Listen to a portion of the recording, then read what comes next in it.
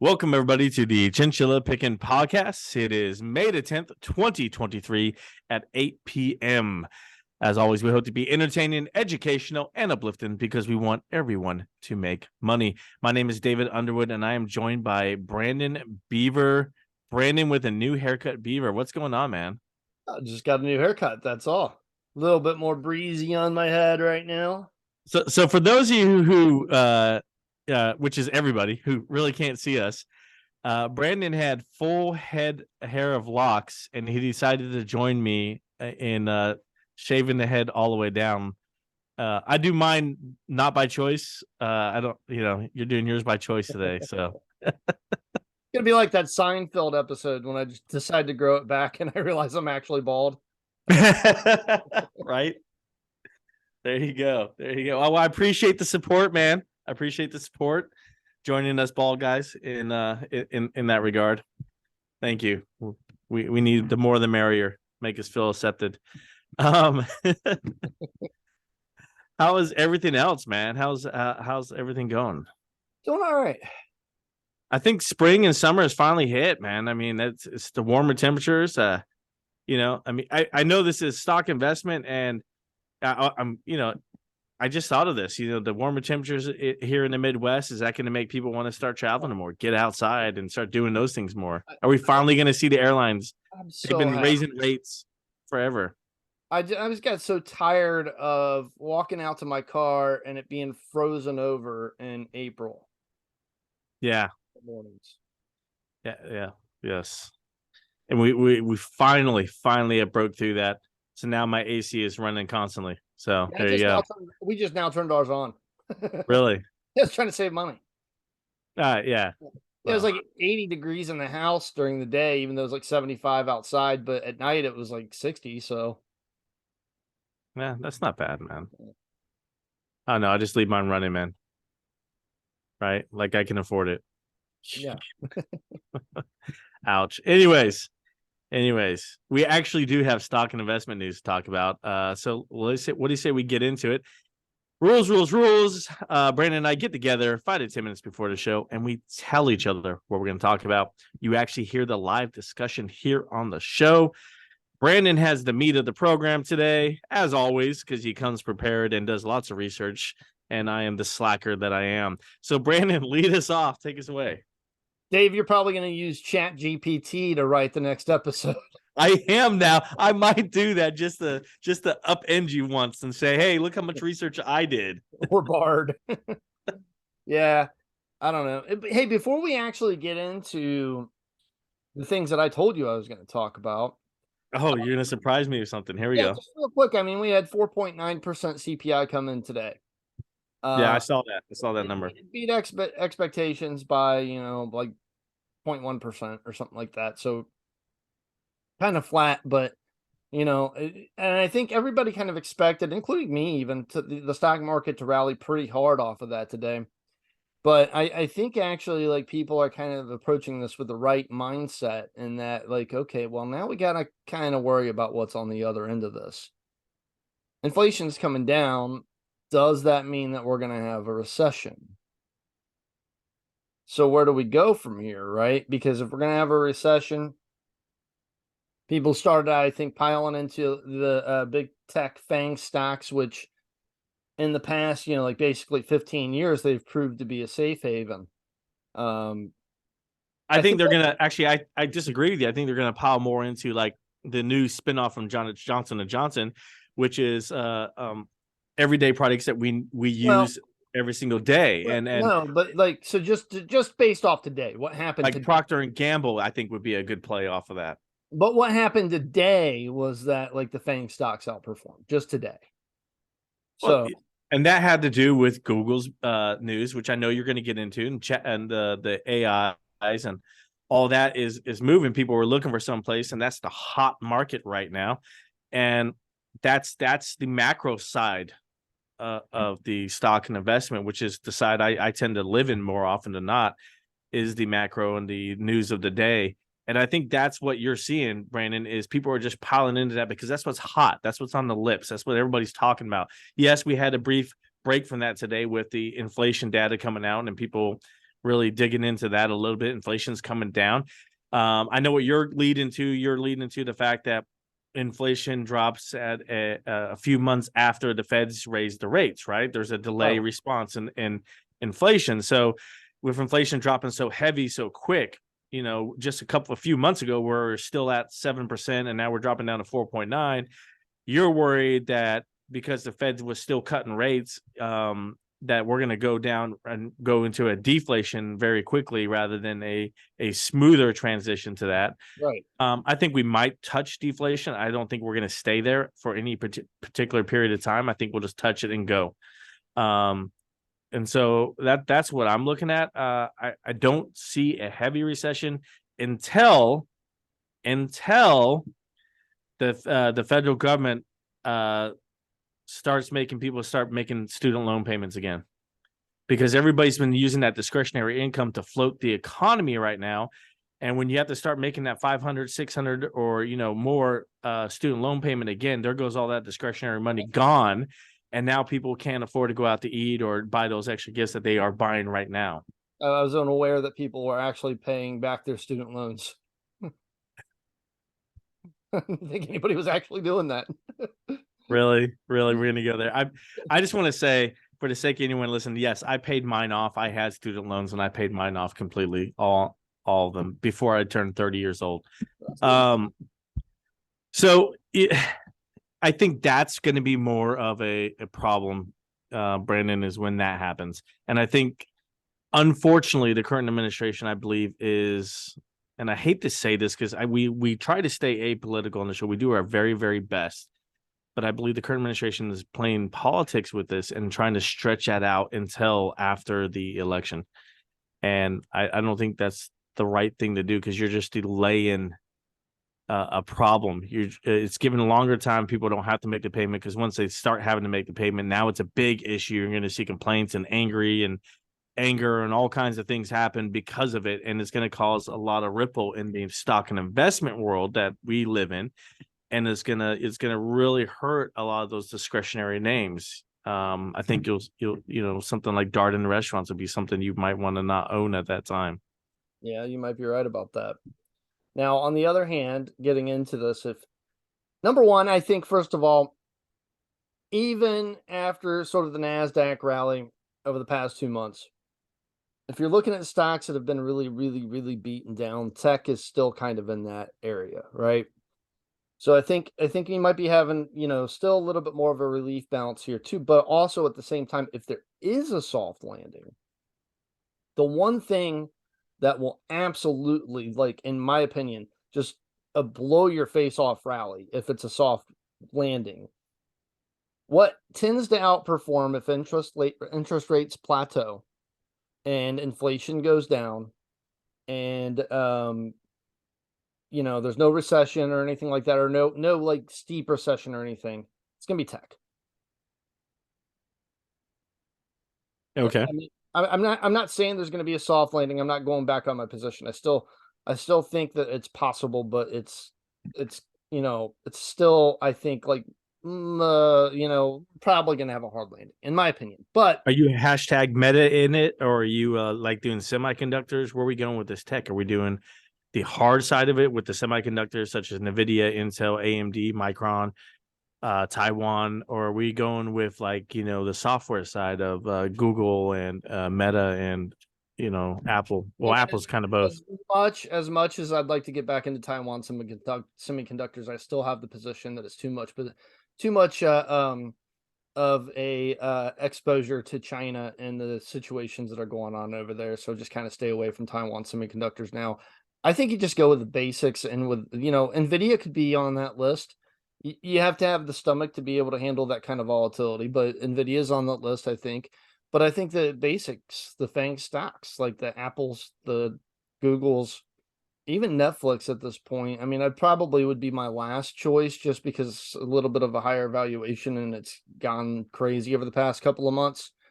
But in that scenario, I mean, you were saying that, like, the discretionaries and stuff. I think Apple's kind of discretionary now for a lot of people, or not discretionary. It's kind of a staple now for a lot of people.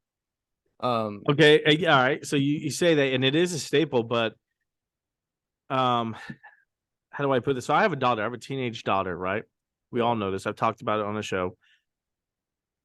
Her phone and her accounts that she has with Apple, a lot of it's paid for by her parents. And if as a parent, if I have to start cutting things that I'm paying for, I'm cutting that extra storage to that phone. I'm not going to continue paying that monthly fee to Apple Music or Apple Podcasts. I'm going to have to make my kids start paying for that if they want it. That's something as a parent I would cut. It also goes back though to like my point a little bit of people kind of seeing some of the FANG names as being safety. Even if you do cut it, Apple's got like $95 billion a mountain of cash sitting on the sidelines. They can get through it, and then you'll pick it back up once the economy picks back up, and you don't have to cut it anymore. Well, I want to say this: Apple has more than 95. They have over $100 billion, but they're spending 90 billion of it this year on buybacks. So that cash pile is going to be cut in half, probably, if not more. I don't know their exact cash pile, but it's going to be a lot of it taken out for buybacks. Okay. So there goes 90 billion of their cash pile. It is a shareholder that just increases your ownership too at the same time. I don't know if I like that number, but I don't like that use of $90 billion. I say maybe $10 billion for buybacks. I would rather you invest that into the company somehow and grow something, or come up with some new technology, or maybe, purchase Intel for that. I mean, seriously, a plethora of these announcements of buybacks. So, Meta with a $40 billion buyback program. Berkshire just announced I think it's like a $30 billion buyback program. But I mean, that's another mountain of cash right there, and we'll get into that. That's my second topic for today. My first topic here is actually that we're going to get. This is actually what I talked to you about, Dave. That's what I told you. So Google, all right, they had their investor event, and I just want to warn you that 95% about what I'm about to say, I don't care about, but most of the people listening to this and most of the people like in the world do. So I'm going to talk about it anyways. All right. So Google is expecting the number of cars with Google built in to double by the end of this year. This will be brands like Chevrolet, Renault, Volvo, Polestar, Honda, and Mercedes. So they're going to have, the Google Assistant, the Maps, and Google Play all integrated into it. They're also going to have games. So games from Game Snack, smaller games like Solitaire, Beach Bug, stuff that you used to play on the computer that used to come on your old PCs. That's what we need is games on our car screen while we're driving. So let me play some Solitaire while I'm going down I-75. So for everybody that has been skeptical about self-driving cars, I think reading this is making me think, I think we'll be better off with self-driving cars. Yes, we would be, and we got to get to an area where we all feel safe with them. But I mean, we're getting there slowly. It does make that, like, that what hour or whatever it would take to charge an electric vehicle, it will make it go by a little bit faster at least. YouTube's also going to be available on all Google built-in cars this year.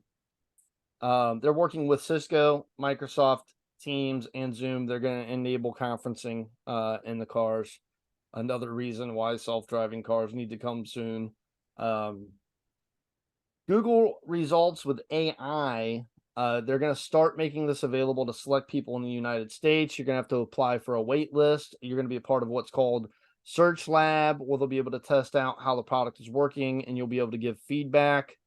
Bard is now available for everybody to use. So that's kind of the Chat GPT equivalent, but in some ways a little bit better.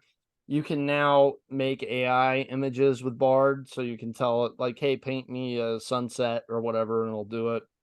And you can also do the reverse search too, like you've been able to do on Google's desktop search engine for a while. You can reverse the image, do a reverse image search. So put an image on it, and then it'll tell you what the image is.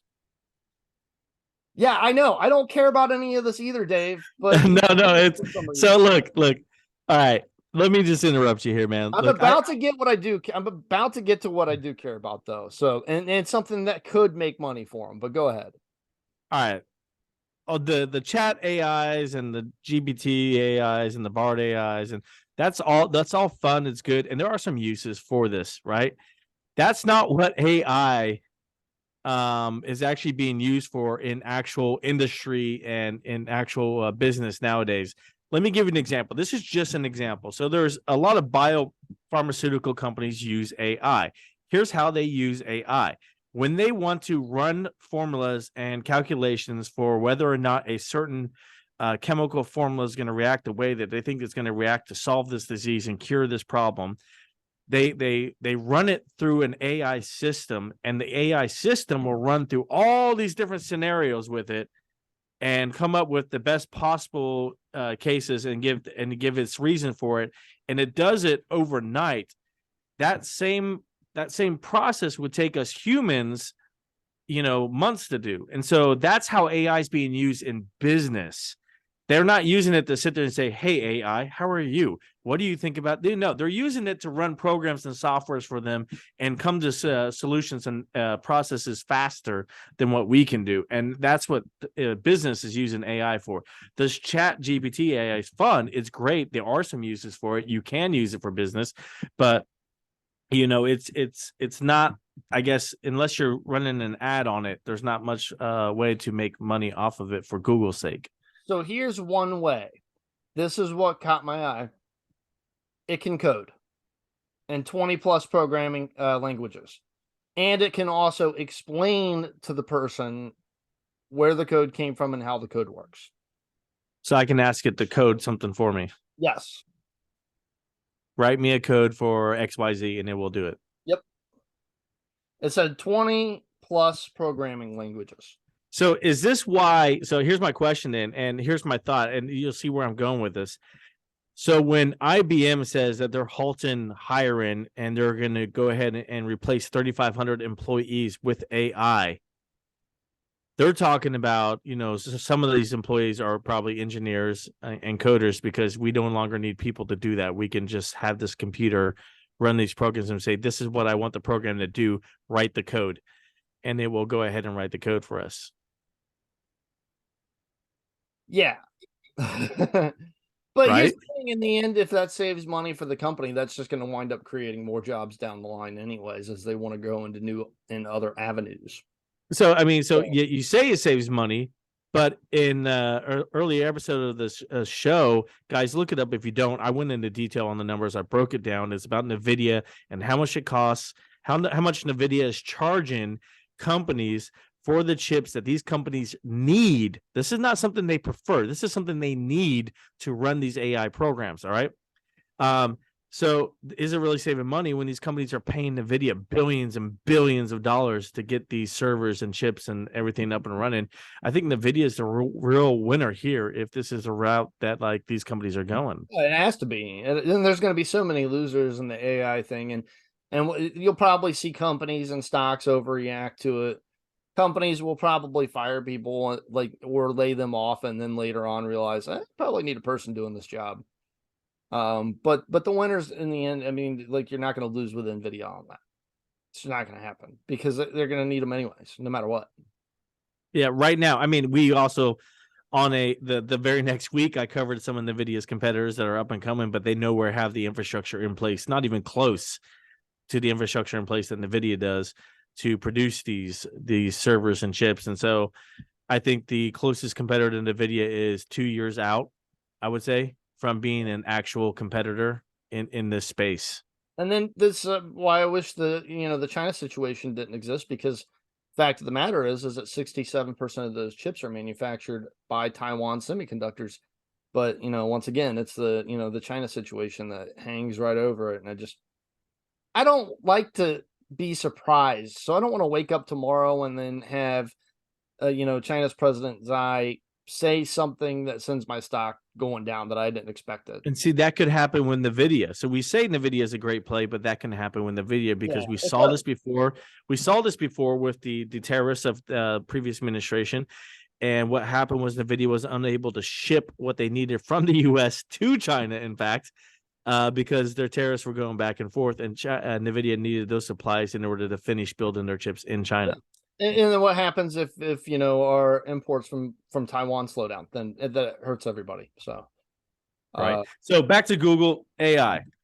You're saying that this is how Google is going to make money and make it profitable, this chat GPT. And, I mean, they are using AI for other things, but like this is the way that they're going to profit off this. I mean, honestly, this is the way that they'll make money off of it. I don't know if they'll profit off of it. It's not the reason why I bought Google. I bought Google because of Google. Right. I mean, Google's profit margin is just outrageous. People don't understand their profit margin, guys. It is ridiculous. It is ridiculous. So like, yeah, it doesn't take much to produce the product versus how much Google pulls in off their product. So speaking of ridiculous earnings, Berkshire Hathaway on Saturday reported a 6 times jump in earnings year over year for their quarter. $35.5 billion in earnings compared to 5.6 last year. That's because they started listening to the Chinchilla Picking podcast. And what we say on the show 3 to 4 weeks later, Charlie Munger or Buffett would say. So I'm just saying. I know.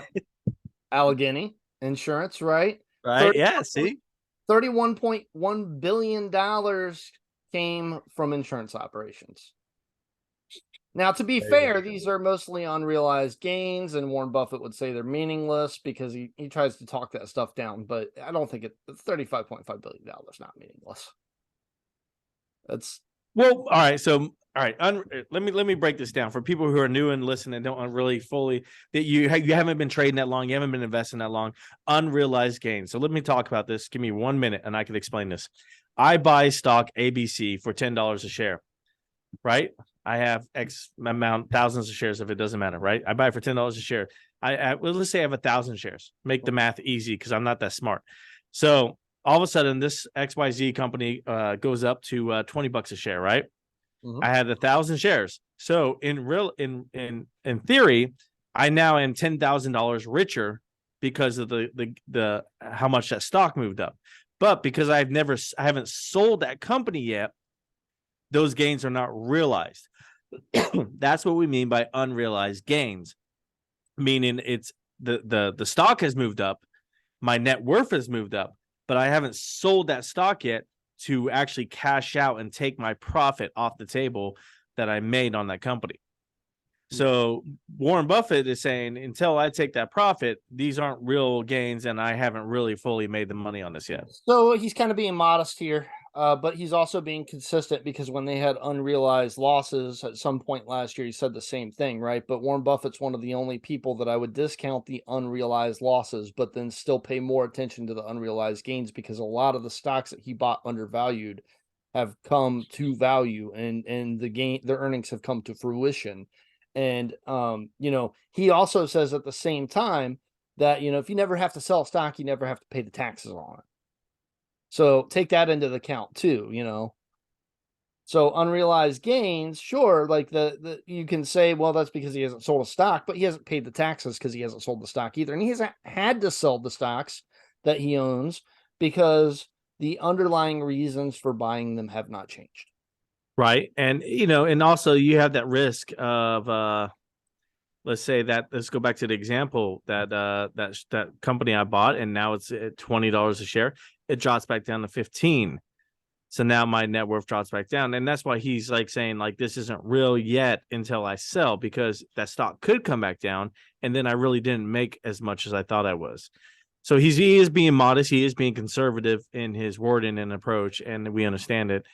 But he has still done a magnificent job of leading that company. I believe a lot of people underneath him are making the calls now, like you said, because of the investments in Apple and other companies that have really shown that he's allowing other people to really run the ship, and he's just kind of leading the way and overviewing. Yeah. So the metric that he wants us to pay attention to here is the operating earnings, which were up 12% from the previous year.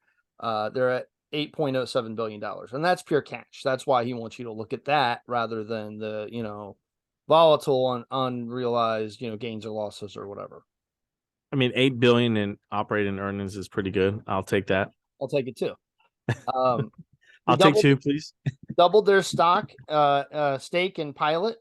They now own 80% of Pilot stores. That's I don't know if you've ever been to Pilot before, but I absolutely love their coffee there. It's one of the best experiences when you're on a road trip is to go to a Pilot. All right, look, I've done truck stops on road trips before, but I would not say I love really any truck stop coffee. If you've never tried it before, they've got so many flavors there. I'm sorry. Have you never tried like the mocha or like the anything like No, that? I do so call me weird, and anyone listening right now, you guys could DM me on Instagram and just complain about this next statement, but I do my coffee black. Okay, I do too. No sugar, no nothing. I mean, sometimes I'll add a little half and half, and that's about it, man. I mean, I'll drink the mochas and stuff. When I drink regular coffee, I'll add some sugar to it sometimes too, like a teaspoon or something. But like I usually drink black coffee as well. But I'm telling you, next time you drive down south and you hit a Pilot, you've got to drink one of the flavored coffees. Have you ever had Speedway? Unfortunately, yes. Beats it by 100 times. I prefer Starbucks. Starbucks. I have a Starbucks app, and I fill that up with dollars every week. Yeah, I like Starbucks too. Yeah, I mean, we did a show from there. Yeah, we did do a show from there. Yeah. Thank you to our listener who showed up in for our live show. Yeah. I think we may have actually gotten some people. Like, we got some attention there. We got a lot of people on Facebook watching us, which was good. But anyways, they have laid out a succession plan. We reported on this last year, so this isn't really like big news, something that we've already known, but they kind of expanded upon it. So his son Howard, he's going to be the non-executive chairman. Gregory Abel is the vice chairman right now. He oversees Berkshire's non-insurance operations. He's going to be chief executive. Todd Combs and Ted Welshler, who have overseen parts of Berkshire's investment portfolio for years, they will oversee all of it now. These are all people who's listen. If Warren Buffett does pass away anytime soon or whenever he does, you're going to have a buying opportunity here, because if you think that Warren Buffett has not selected, or Charlie Munger for that matter, somebody who's going to continue to follow their practices, then I think you're just wrong. I concur. And the best thing about this too, this isn't like, General Electric, if the CEO steps away from there, or if Disney steps away, it's really not going to have that large of an effect, because all they have to do is have Warren Buffett's investment ideology and they're fine, right? So they're not going to shift Berkshire Hathaway away from the parks and entertainment sector like, the guy before Bob Iger did in Disney, and then try to spill it all into streaming. Like, that's not a risk here. So, I would sell Disney if Bob Iger left. I've said this 1,000 times, and so would I. I bought it because Bob Iger joined Disney. There's no reason for me to hold it after Bob Iger if, he doesn't select a good CEO to replace him or anything. But anyways, and there was an interruption in the middle of the Berkshire Hathaway meeting that made no sense at all. So they were voting on a resolution whether they wanted to separate the executive position from the chairman position, and kind of split Warren Buffett's power that he has over the company in half. And they gave everybody 3 minutes to talk. And this guy came up and just like spouted complete nonsense. Don't let your politics get in the way of your investing, okay? Whatever your views on all of that stuff is, it really doesn't matter. And none of that had anything to do with separating Warren Buffett, Warren Buffett's responsibilities. None of it whatsoever. It was a political show. The guy got thrown out. Blah, blah, blah. It made news. Fine. Okay. I don't care. That's it. Whatever your political point of view is, don't let it get in the way of investing. And this guy was going to let it take the most important person that has ever existed in the history of investing and split his power in half over Berkshire Hathaway. I got you. I wouldn't say the most important. I'd say the most influential person in investing in stocks. I would say for us it would be, you know, more of a Alexander Hamilton or Adam Smith had a lot more to do with the how stocks and investing came about in America more than Warren Buffett. I don't like Hamilton though, but that's all right. Yeah, either or. I just don't like. Okay, we can get into that. You could be Charlie Munger than my Warren Buffett here. It's fine. We're That's still the going to run sweetest thing Berkshire Hathaway to greatness. That is the sweet. That is the sweetest thing anybody's ever said to me, Dave. I'm going to use that for Valentine's card to my girlfriend. Right. I tell you what though, but your point is correct, guys. Brandon's point here is correct. Whether or not, you know, we like what that the guy said or not, and I really I find it just awful that he brought that to an investment conference, but whatever. The point is that, you know, don't let that interfere with making money and investing in your choices. That should be based off the value of the company, and if this company is valuable or undervalue, overvalue. Is it at the right time to buy? Is it a good time to buy? Is it a good time to invest? And that's what you should be looking at, not, you know, what all these other things that can get in the way of seeing whether or not a company is actually a good value. There's a good article online about that at chinchillapicking.com by Brandon Beaver. Check it out. Read it in my voice that I just had. Please It'll don't. make it much more entertaining. Oh, right. All right, so I guess are you done? Am I up next here with the few things? I think I am up next here, and the problem here, I'm kind of stalling out here, guys, because my computer logged me out of where I was at here. Here we go. So I want to bring a couple new things. We talked about Bob Iger, right? And we talked about his moves at Disney and things he's done to help grow Disney and where he's gone at with this. And I mentioned this to Brandon before the show that I was going to bring this up. So I hope that you've had plenty of time to come up with some thoughts on this. But one of the things that Disney, when they got into the deal with Hulu and they started buying a stake in Hulu, and they have a pretty large stake in Hulu. The contract clearly stated by January of 2024, which is now 7 months away, 7 months, Disney has to make a decision of whether or not to sell their stake or whether or not to buy the rest of Hulu. They cannot just be a part owner. They have to either completely get out or buy the whole thing. Now, a few months back, Iger was mentioning and kind of hinting at the fact that, you know, they were going to go ahead and sell their stake in Hulu. They didn't want any part of that. And the news that was just come out this week was Bob Iger was going to go ahead and add Hulu content to the Disney Plus platform, kind of make it for a combined platform for like a one app location or one app experience. And it would be great for especially the ad-supported options for Disney Plus. I see this, and everybody else on the articles I read today saw this as a move by Disney to go ahead and say that, hey, come January, we're just going to buy the rest of Hulu out. And I think that's a good move for Disney because of what Hulu brings to the table and what they can offer, especially with Hulu Live. Which I actually subscribe to Hulu Live, but I mean, that's a great ad for Disney because then they could control the content that's on Hulu Live for them. But if they get rid of my CNBC or any of my other business channels, Bloomberg, I might have to switch. But for them, I think it's a great ad for Disney. Brandon, thoughts on that news today? For a while, they did not have CNBC.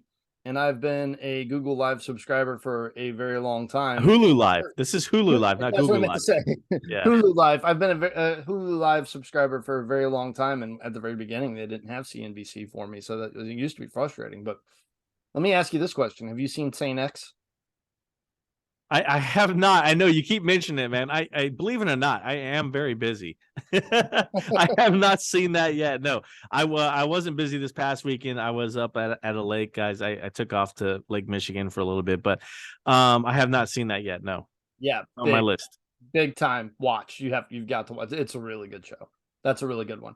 But I got to tell you, this is one of the reasons why I wanted Disney to begin with too, other than Bob Iger, was the original plan here was for them to actually come into full ownership of Hulu, the second biggest streaming platform in the United States, at least.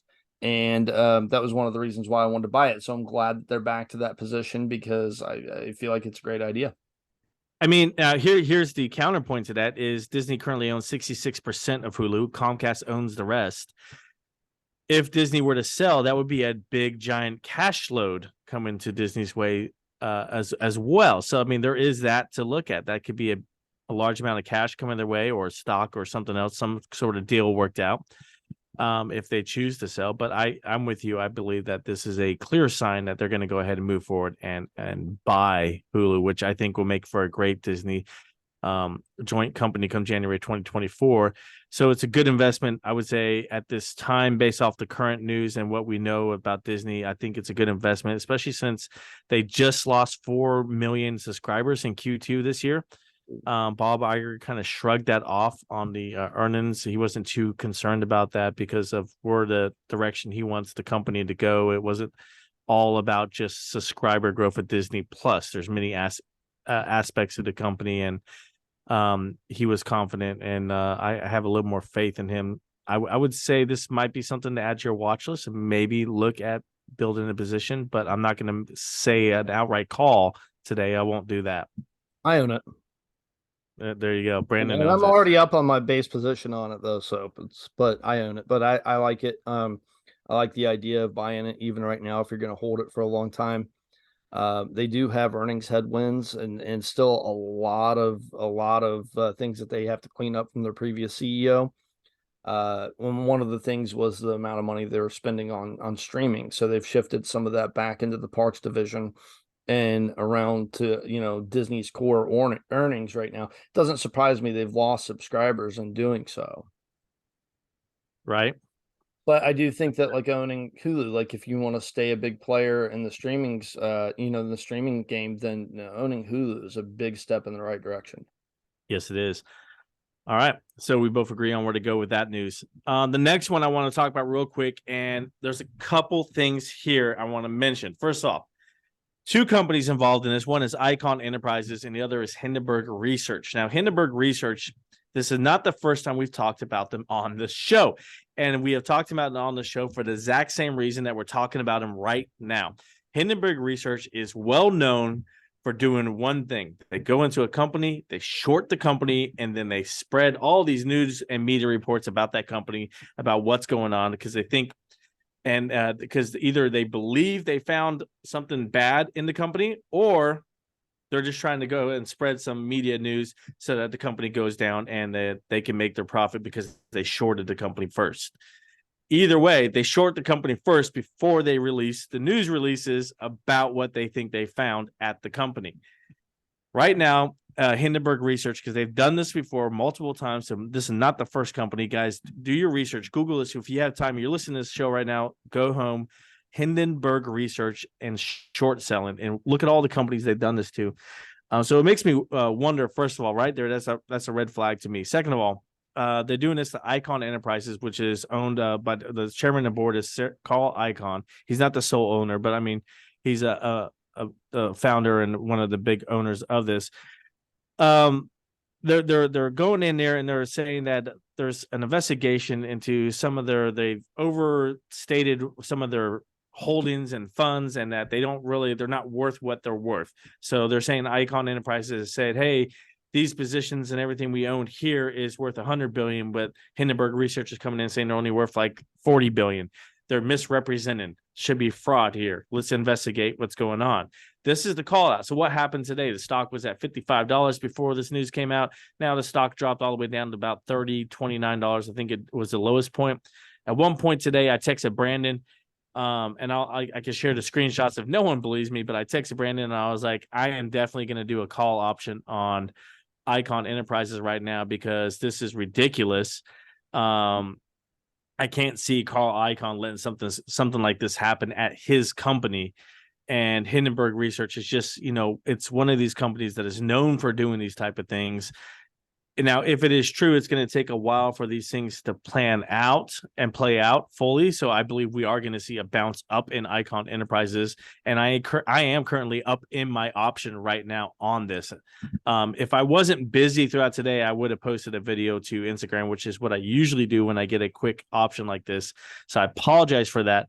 But this is an option I did play. I currently hold it right now, so I can't sell it again until the market opens tomorrow. But Brandon, I know I just said a lot of words. Your thoughts?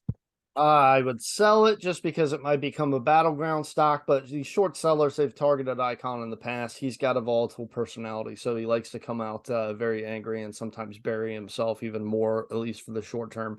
And those short sellers can make a very nice profit while he's doing that until, the truth comes out and everybody levels out and starts to think rationally. The only short selling company that I pay attention to, and there might be more that are honorable, but the one that I like the most is Citron Research. I'm going to pay attention to a short selling company. It's Citron. They're very respected on Wall Street. They're very respected, and have a long-term track record of generally being right. So I don't know much about Hindenburg. What a weird name to pick, by the way. Over humanity. I don't know. Was it after the Hindenburg? It's Hindenburg because it's going down in flames, and they're a short selling company that try to find bad news about a company and then short the position and then report the bad news. Yeah, but they're probably just targeting Icahn because they know he can be an easy target sometimes. I mean, the stock dropped a large amount, so I mean, if I was them, I'll be relieving myself of that short position because they've made money, they're profitable on it. You know what I mean? Yeah, not enough of those guys get to face the heat on what they say. Not enough of them are investigated, really. Exactly. And this is not the first time something like this has happened. If you're listening to our show and you probably have heard the name Jim Cramer, there's a video out there of him actually admitting to doing this as a hedge fund manager, where he called in a favor to a CNBC host and asked them to report on a news story about a company that he was short in. And then the host reported his stock went down. Jim Cramer sold, made his money, and got out. We did a whole episode on that. Yeah. I mean, so this is not something that doesn't ever happen. This happens all the time, guys. He used to target Apple, Jim Cramer. Yeah. Right. And so these things happen, and unfortunately, I think that's what's happening with Hindenburg versus Icahn Enterprises. But I quickly moved on it, and I quickly am currently up in my option. We'll see if I stay up come 9:30, but currently up. You never know. It's risky to hold options overnight like that if you're a day trader like myself, but we'll see what happens. Final thoughts, Brandon. Final thoughts. Just be rational when times are irrational. That's my final thought. I mean, you're going to have to pry Berkshire Hathaway away from my cold dead hands. I'm probably going to be passing that down to somebody. I don't know if I'll ever sell it. Right. Well, I mean, with your bad habits, you could pass it down to me. It's okay. It's possible, yeah. Dave, in 5 years, you'll be the proud owner of Berkshire Hathaway shares. There you go. You could always be the Charlie Munger to my Warren Buffett. That's what I'm going to get out of this show. Me coming up with that line. All right. My final thoughts, guys, is take a look at the Icahn Enterprises. It's probably too late to go ahead and get into these options right now, but I believe it might even be a good swing trade, not a day trade, but a swing trade. A swing trade is something in between a day trade and an investment, or it usually lasts 2 to 6 weeks, somewhere in that range. It might be a good swing trade opportunity here for Icahn Enterprises to go ahead and buy that. So that's one thing I would definitely recommend out there. Take a look at, do your own research. Don't just take my word for it, but that's one I would put out there. As always, I've mentioned before, I'm continuing to watch Bitcoin. If it drops below 25, right, it might be something I go ahead and invest in, because right moves pretty heavily against Bitcoin. But Bitcoin's holding steady, and there's those big wagers out there on where Bitcoin's going to head by the end of the year. I don't know if you guys have been hearing this, but billionaires have been wagering millions of dollars of their money on where Bitcoin is headed. There's been lots of articles on it. It's ridiculous. It's getting out of hand, guys. Thank you for rubbing all of your money in our face. The fact of the matter is that, like, the smart money thing, it's just a myth. Somebody bought an NFT last year for $67 billion. I heard about this on CNBC today. Right, it's probably worth like a dollar now. Yeah. But kudos to the guy who created an NFT and sold it. Yeah. Right, good for him, or her. Sorry. But yeah, I mean, that's all I got, guys. Be careful out there. Listen, do your research, pay attention, and read up, and listen to some of these earnings reports. I know they're kind of boring, but that's what Brandon and I do. That's where we get all of our knowledge. That's where we get, like, I heard this CEO say this one time. It's because we listen to these earnings reports and we read. But all right, guys, thank you for listening. As always, we hope we've been entertaining, educational, and uplifting, because we want everyone to make money. Have a good night. Have a good night. For example, has been seen with Jeffrey Epstein after he was convicted of